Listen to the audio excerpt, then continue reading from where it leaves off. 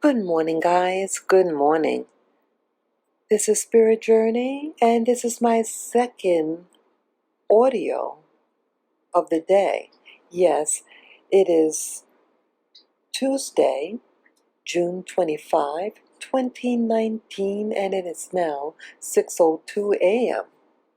Yes, I was just thinking about um, the Bible and Jesus again. I was just looking at this other video, this woman, this former Jehovah Witness woman, and when she mentioned about Jesus turned the Christ, it immediately had me think about Jesus. But the term Christ, like I said, the Christ, in the Christian circle, it really is referring to Jesus of the Bible. But Christ is the title, not his name. It's not a last name. Like you hear people say Jesus Christ or Jesus the Christ. But Christ is a title. And I remember being told that the Greek for the word Christ is Christos, something like that. And it's really referring to an anointing, the anointed one. And you say, well, what is the anointing? What does that mean?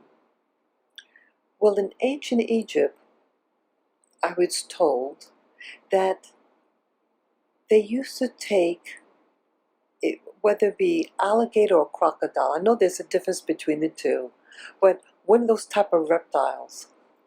And they would take the fat of that animal, and it's used in, excuse me, in covering, I guess making an anointing oil for certain people. And I guess that, like in church, they used to anoint people with olive oil. This thing about oil. Why? How could oil, what could oil do? I mean, yes, it softens the skin. I'm just thinking, what does it do? What is it for? I should check that out. What does putting oil on you, what does it do for you? Does it enhance communication? That's just coming to me now. When you anoint yourself, do you get a connection of other beings? I said when you're praying and all that. When people pray, you're trying to communicate with something, right? Something higher, something outside of this 3D existence. It's some other domain, right? So you're praying and you put this oil on yourself. But with the ancient Egyptians, this crocodile oil meant something. People don't use crocodile oil, they use primarily olive oil. And I think in the Bible, the Old and New Testament, you hear about a lot of olive oil, or you assume it's olive oil that they're using. But why? What does it really do? I think maybe, it had medicinal properties, maybe if the oil was infused with something else. But this thing called the Christ, the Christos, the anointed one, what was he anointed with? With David Icke, remember David Icke, his when people really attacked him, it was about calling the royal family reptiles, but it was said in a pejorative way. It was to be an insult. At least that's how I took it. But that you have people who claim that they saw people of the royal house, people seeing them turn into these type of creatures. And you hear like See, I'm trying to put the dots together. Again, this is going to be the second part of the connected dot for today's connected dot. I did an audio earlier today. So that one and this one I want to combine together. At least put it in the same playlist. So you have this anointed one.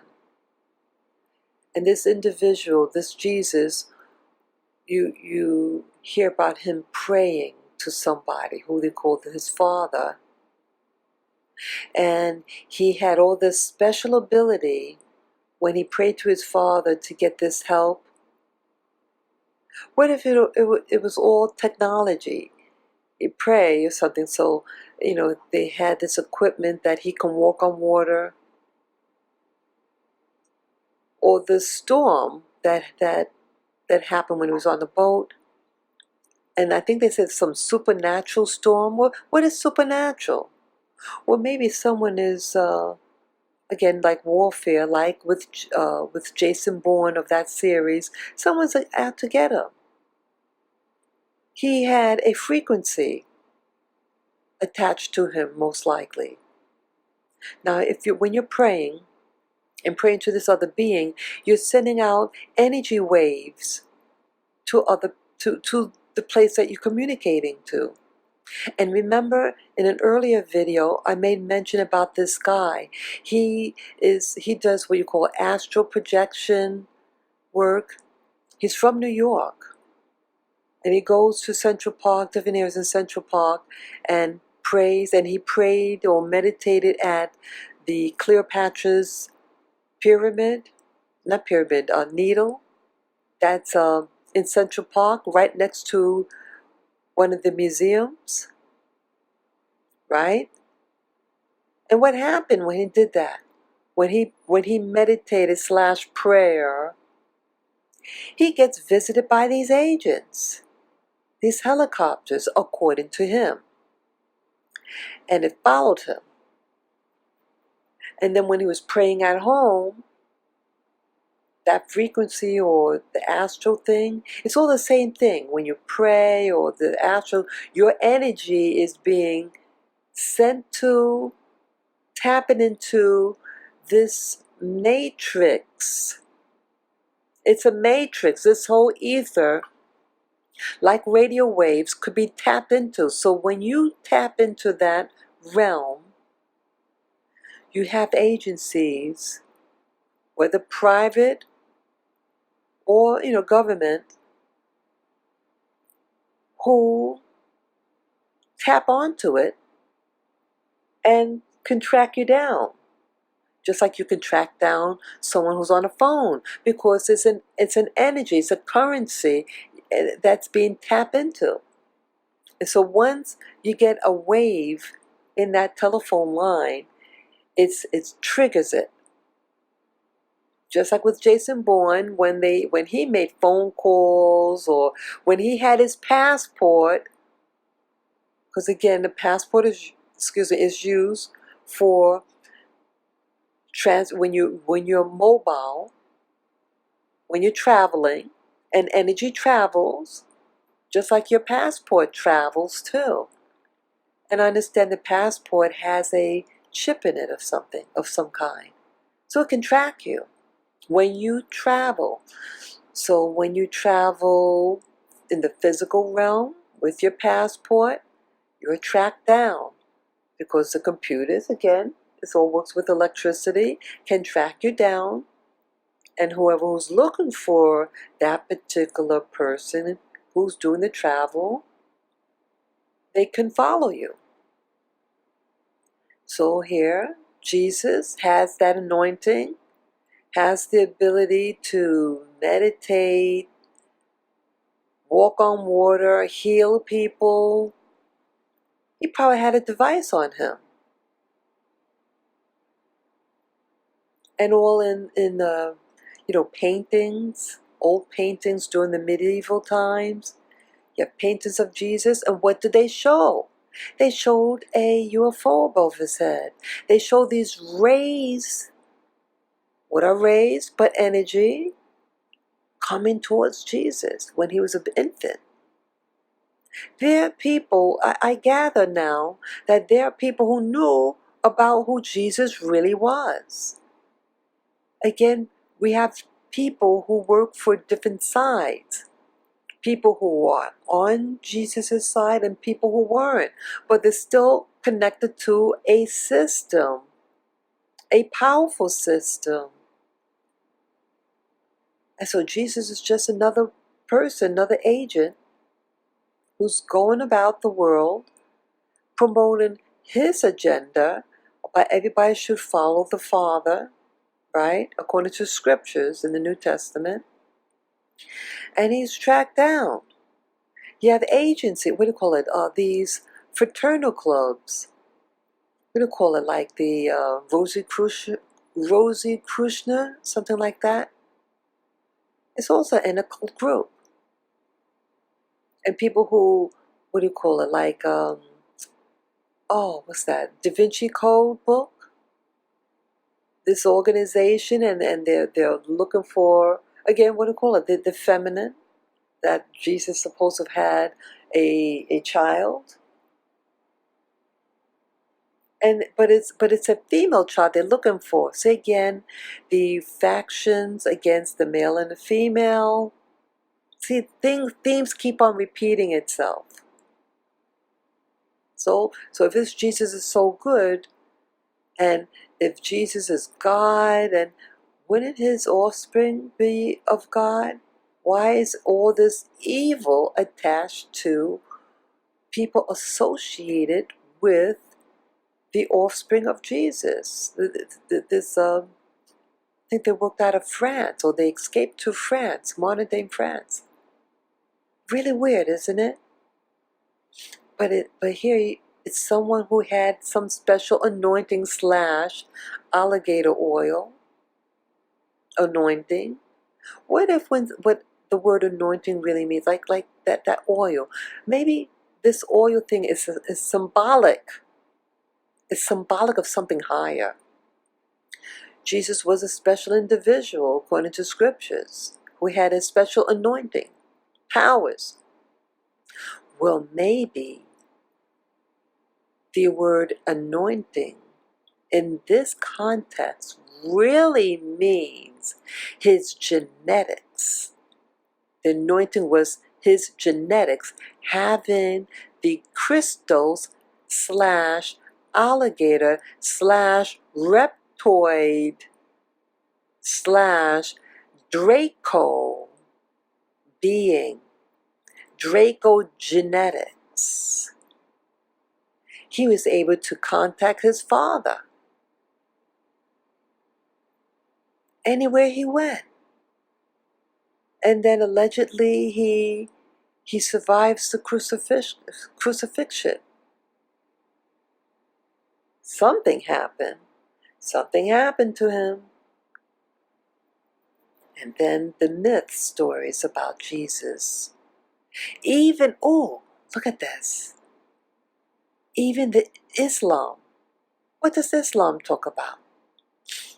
Well, you ask the average Muslim from the Middle East. I met one before. He's from Egypt. And he said, we love Jesus. Oh, really? That's why when Christians can go to Mecca and go to the Kaaba, because they love Jesus so much. Well, Jesus was really loved in Islam, but see, he's not. What does Islam say?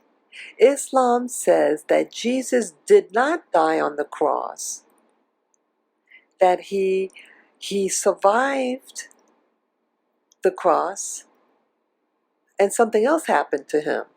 But they do believe he was some type, what do you call it, a prophet. How could you say he's a prophet and not stand for what he professed? See that? Well, again, you have different factions of a group, just like Jason Bourne, different agencies. Jesus may have been a reptoid hybrid. a reptoid. And what do they say? That he's coming back. He's coming back soon, but we couldn't go with him the first time. He could have been picked up by a spaceship. What did they say? What do they say in the Bible? That he was taken up into the heavens and into the clouds up, and the clouds covered him. It was a UFO, probably. And so when he prayed, again, that's communicating, came mentally.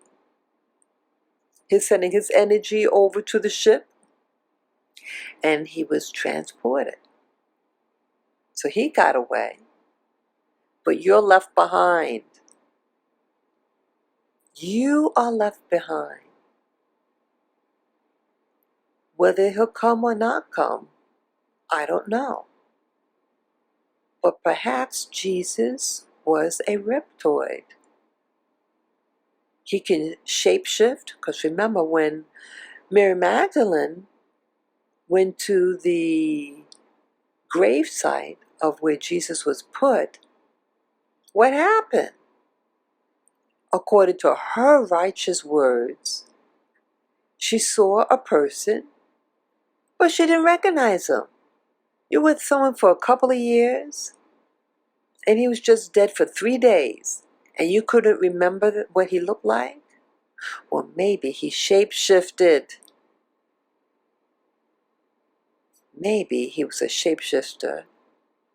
Or maybe it was an imposter. Someone that came down,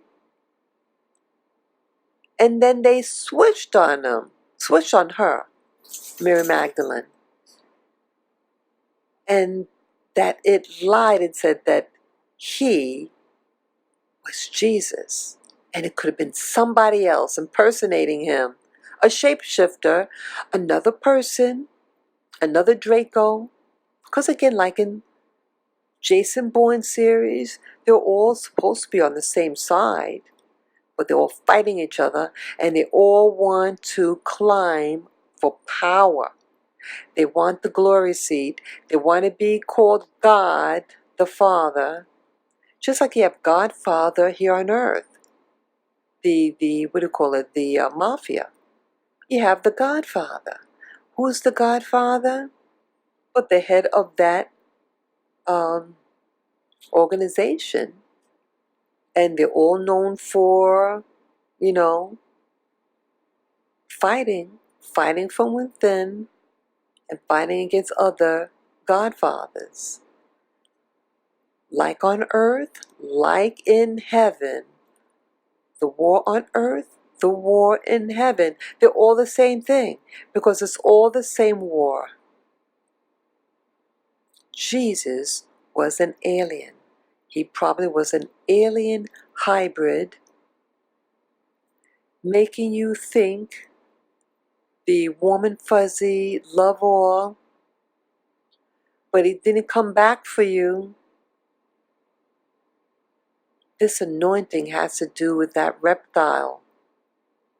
That reptile he probably belongs to. That's what it means by he was anointed. And in those old days, people want to identify with the spirit, so-called spirit beings, which are other beings from other planets who had special powers. And I shared you videos about the John Frum cult. The John Frum cult is the classic case was during World War II, when you had all these American soldiers flying over these islands in the Pacific Islands who never saw the outside world, and these planes landed on these islands, and then the so-called Westerners that landed there brought goods, and they then left, and these Pacific Islanders started worshiping them, and building artifacts, objects. They built a wooden plane. They built other things that looked like the technology that they had. These people, Pacific Islanders, didn't understand what it was, but they knew it was something powerful. They worshiped them. So don't you think people from 6,000 years ago worshiped these beings? And anything that reminded them of these beings,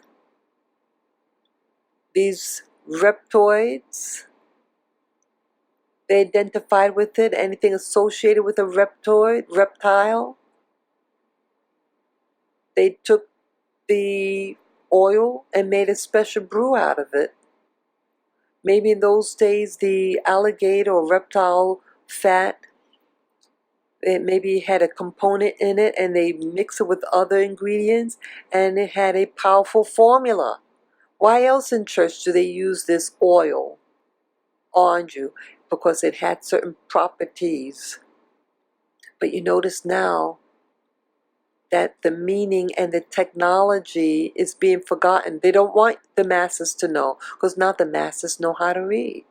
Well, we got to hide that technology, hide those, what the true representation of the anointed oil is for, and the properties that they put in those oils. It's lost. And it's now being protected. They don't want you to know it now. So they leave you a book that leaves you fighting, as above, so below.